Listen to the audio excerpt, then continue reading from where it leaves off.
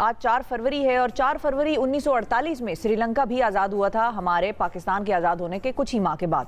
श्रीलंका और पाकिस्तान के टाइज बहुत स्ट्रॉन्ग हैं, बड़े पुराने हैं और इसी हवाले से मेरी मुलाकात हुई थी श्रीलंकन हाई कमिश्नर के साथ। आज उनके यहाँ पर तकरीब है, जाहिर है जश्न आज़ादी मना रहे हैं वो। वैसे आपको भी दिखाते हैं और नाजरीन को भी दिखाते हैं कि मेरी उनसे क्या गपशप लगी, क्या हमने अहम उमूर पर तबादला ख्याल किया और उनसे मैंने पाकिस्तान और श्रीलंका के टाइज के हवाले से क्या जाना। देखिए, मैं मौजूद हूँ एक बहुत ख़ास जगह पे। I am in the Sri Lankan high commission. और श्रीलंका में क्यों आई हूँ, आज 4 फरवरी है और 4 फरवरी 1948 में श्रीलंका को, यानी कि 1947 में पाकिस्तान आज़ाद हुआ और 1948 में श्रीलंका ने बरतानिया से आज़ादी हासिल की। पाकिस्तान और श्रीलंका के टाइज़ बहुत गहरे हैं, बहुत स्ट्रॉन्ग है। हर थिक और थिन में, हर मुश्किल घड़ी में दोनों ममालिक ने एक दूसरे का साथ दिया है और इसी वजह से मैं आज यहाँ पर मौजूद हूँ ताकि इन दोनों ममालिक के दरमियान जो टाइज़ हैं उनके हवाले से आपको भी बता सकें। श्रीलंका के टूरिज़्म के हवाले से बात करेंगे। चाय, हम चाय पीने के बड़े शौकीन हैं। Sri Lanka is one of the biggest exporters of T in the world. इस पे बात करेंगे कि कौन सी क्वालिटी उनकी टी की सबसे अच्छी है ताकि हम और आप जाकर वो ख़रीद सकें और इस्तेमाल कर सकें। इसके अलावा नाजरीन, पाकिस्तान और श्रीलंका के आपस में कोलैबोरेशंस, ट्रेड कोलैबोरेशंस पे डिस्कशन करेंगे। 4 फरवरी को यहाँ आने का मकसद ये था कि 4 फरवरी 1948 को जब ये आज़ाद हुए थे तो हर साल 4 फरवरी हमारी तरह जिस तरह हम अपना जश्न आज़ादी मनाते हैं, ये भी अपना जश्न आज़ादी मनाते हैं और तकरीबात होती हैं, मुख्तलिफ इनकी सेलिब्रेशन होती हैं, तो उस हवाले से भी हम बात करेंगे। और मैं मौजूद हूँ high commissioner his excellency vice admiral Mohan Vijay Vikram sahab के साथ। अस्सलाम वालेकुम सर। वालेकुम सलाम। Very thankful to you for taking time out in this busy day because 4th February is very busy for High Commission. I know that you are preparing for celebrations, so tell us something about the celebrations today. Let me first of all welcome you to the High Commission. Today is an important day for us, and we are celebrating the 74th anniversary of the independence of Sri Lanka. So we are having the normal pageants, the parades, the cultural events all over the world where Sri Lankans are. And in this High Commission also we'll be having an event today, encompassing all our staff and the Sri Lankans who are residing in Islamabad. So we are looking forward. How do you and how do people in Sri Lanka look at the relations between Sri Lanka and Pakistan? No, our relations date back to the time where you received your independence and we got our independence, 1947 and 48. And it was our founding father who came all the way and met your founding father. And from there, the diplomatic relations took off. We have had a very high degree of social, political relations. Our defense relations has been amazingly high. Trade, yes, we are one of the first countries to sign a free trade agreement with you. Yes, absolutely. And you are our second largest trading partner in this area. We have roughly about $500 million trading between Sri Lanka and Pakistan, which we think is not enough. You know, a lot of people, the architects of the free trade agreement say that it should go up to $2 billion. And Pakistan has always been a friend of ours. Our friendship has been right along at moving upwards. So we hope to maintain at the same levels and see that you and us in most international or regional fora complement each other. And so we are very close as far as the two countries are concerned. How long have you been here? I came on the 1st of June 2020 and I've been here for about 1.5 years now. Right. And how did you find Pakistan? It's a fantastic place to be. You know, it's amazing. Islamabad is a beautiful city. This is my first visit to Pakistan. Right. First time I came to Pakistan, and what I'm seeing here is unbelievable. It's a beautiful country, beautiful people, and very friendly people. So I'm enjoying it. COVID was at its peak when you arrived. So did you get any chance to visit any other places other than Islamabad? Initially, no, because the time I came, as you said, that the countries were locked down, both Sri Lanka and Pakistan. But of course, since of 2021, we have been traveling a little bit. I've been to Lahore a couple of times, right. Peshawar, then went to Swat, Takshila, planning to go to Karachi. And as it goes, you know, time permits, I want to go and see the northern part of Pakistan as well. which a lot of people are talking about. 3 or 4 important things, unique things about Sri Lanka are you going to tell them about? Yeah, if you say that one thing is the beaches. Beaches. Right. We have one of the most unpolluted, virgin beaches, yellow beaches and hot beach, warm water. And we have the dolphins, we have the the whales. The whale watching is one of the areas where a lot of people come and do. We have whales right around the coast. We have the mountains, the tea gardens, then we have the national parks where we have all the elephants and the leopards and the tigers. Then we have, history of 2,000 years where we have, like what you have, the stupas and various things in your country, which we have in our main ancient kingdoms where the tourists can come and see. So Sri Lanka has been accepted as a very good place for the tourists to be. People from all over the world visit Sri Lanka. So how do you think we can learn from you, and how do you think you can offer help in that sector? Yeah, I think, before the pandemic, we were just the most sought out destination in tourism in most of the magazines like The Lonely Planet, Red Card, Mastercard and so on. But unfortunately the pandemic drove everything away and our tourist industry became almost zero. Sri Lanka relies much on tourism. Our revenue is earned by tourism, most of it. And when no one comes to Sri Lanka, right, that really affects the economy. We are just coming back because we are one of the countries in our region who have vaccinated our population quite well.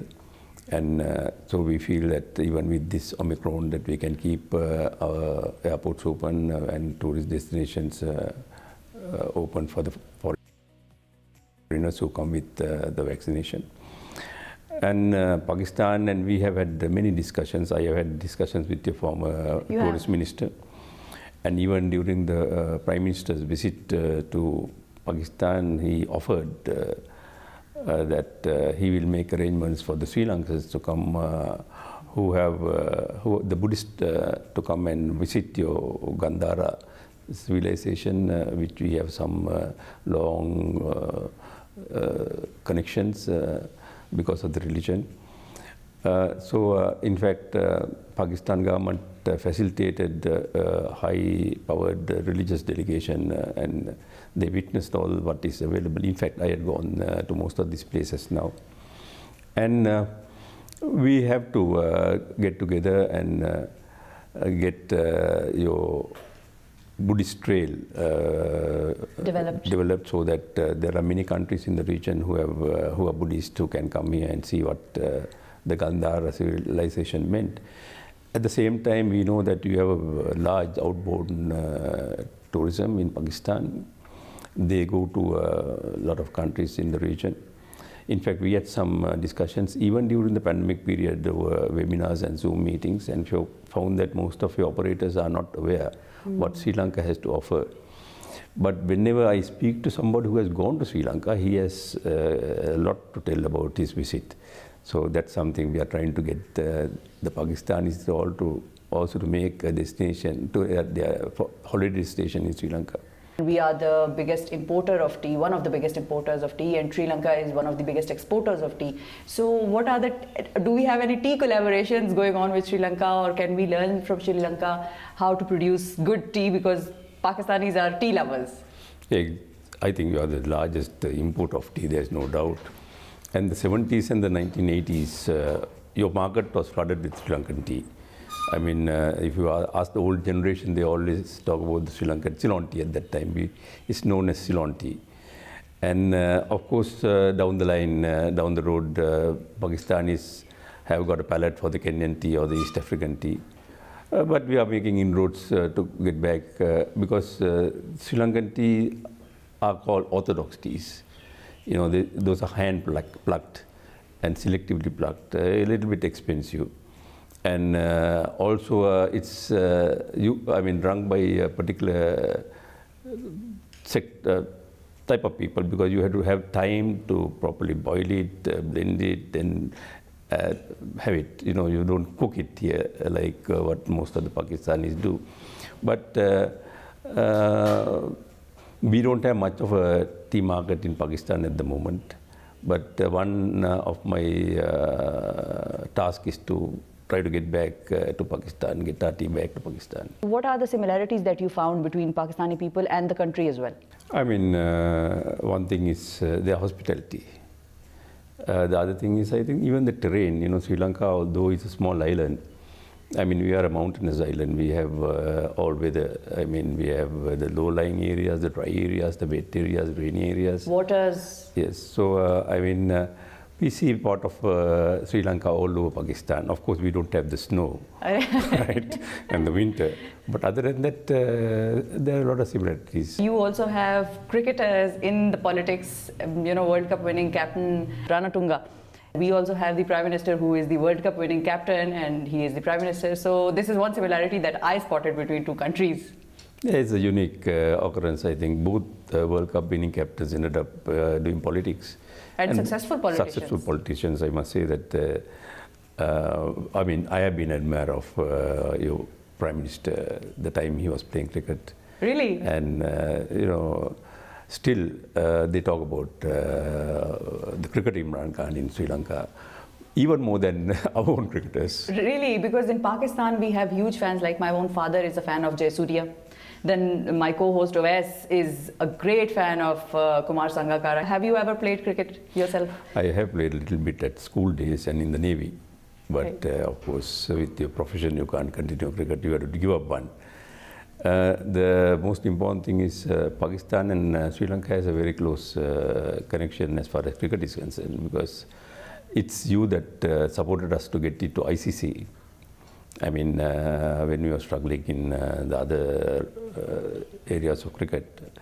And there again, you know, during the World Cup in 1995, when most of the nations did not want to come and play cricket in Colombo, it was some of the Pakistan cricketers who came there and made it known to the whole world that Sri Lanka is safe for cricket. Pakistani nation is also always thankful and grateful to the Sri Lankan government and the Sri Lankan people and, you know, the cricketers, because we both share similar kind of enemies out there, the terrorism, extremism. We have both faced it and we have helped each other out.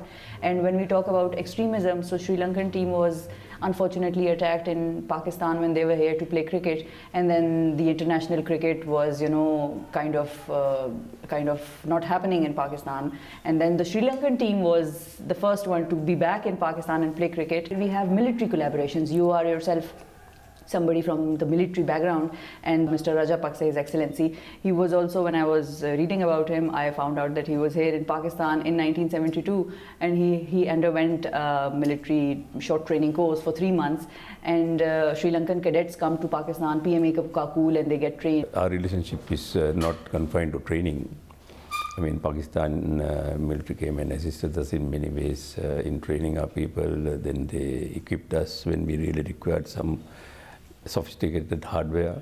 And the high-ranking visits, when you talk about them, so Prime Minister Imran Khan also visited Sri Lanka, and he was supposed to, you know, address the Sri Lankan Parliament, but then due to COVID, it was cancelled later on, but he did visit Sri Lanka. But the news in the world was that the enemies, or the common enemies of both the countries, influenced Sri Lanka, and thus the Prime Minister's address was cancelled. But later on, Sri Lanka came out with their version, and they said that it was due to COVID, nothing else. Are there any high-level visits of head of the states to each other's countries in the near future? No, that was very clearly communicated between the two countries, that the visit was in a bubble, because he arrived at a time where we were struggling with COVID, and in fact he didn't go much out from Colombo other than on a bubble. We had the bubble visit, and our parliament was closed at that time due to COVID, so it was COVID that really prevented him from addressing. I'm sure that your Prime Minister will be welcome whenever he wants there, because it's a friendly country. And our Prime Minister is also scheduled to visit during the course of this year. A very, very unfortunate incident that took place in Sialkot recently with the Sri Lankan citizen who was here to work as a guest. He was our guest, and the entire Pakistani nation was very upset with what happened to him. The messages were sent out very clearly from the highest levels, the Chief of the Army Staff, Qamar Javed Bajwa Sahab, Prime Minister Imran Khan Sahab, the President of Pakistan, Dr. Arif Alvi, everyone, and the media of Pakistan, everyone was very clear that the people who did that to him, have to be punished. So that message, that swift action against those people, how was it seen in Sri Lanka and by the public in Sri Lanka there? No, when no sooner this incident took place, I think the first thing Pakistan did was your Prime Minister to call the President of Sri Lanka, who was not in Sri Lanka at that time, he was in another country, and gave assurance that the justice will be prevailed. And we saw that happening, and from there onwards, whether they were religious scholars from east, west, north, south of Pakistan, the business communities, the politicians, whether in the parliament or senate, irrespective of the divide, called on me, came here, they passed their condolences on the incident, and they wanted to say that this is not Pakistan. I also made certain comments saying that, this is not Pakistan, and this one incident is not going to have any effect in our relations. And that's true. And now that incident is forgotten. The Pakistan has gone beyond its limits and provided compensation to the family. Yes. And we know that the culprits who were responsible for that horrific crime are at the moment facing criminal charges in your courts. So I'm sure that end of the day, that people, the criminals, will be punished. This particular crime was not carried out against Sri Lanka. Yeah. That person happened to be a Sri Lankan. We find that it's a vendetta in the place they were working. Yeah. And they took advantage of this situation and roused other people to kill him and torture him. But it was never targeting a country specific. Any message that you would want to give to the Pakistani people and to the world about Pakistan?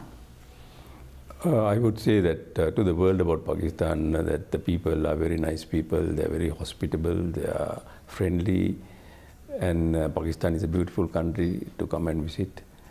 And to the Pakistani people, that we are proud that you are playing a very important role in the region. And we hope that peace prevail to Pakistan, and Pakistan further develop as the aspirations of your leaders to become a very important leading country. Thank you very much, His Excellency, for taking time out on this August occasion of the independence of your day, and we would congratulate you once again. In Urdu we say bahut mubarak ho, Jashn-e-Azadi Mubarak. So Jashn-e-Azadi Mubarak to you and to the entire Sri Lankan nation. Thank you very much for your time. Thank you so much for having me with you on this very important segment of your program. Thank you.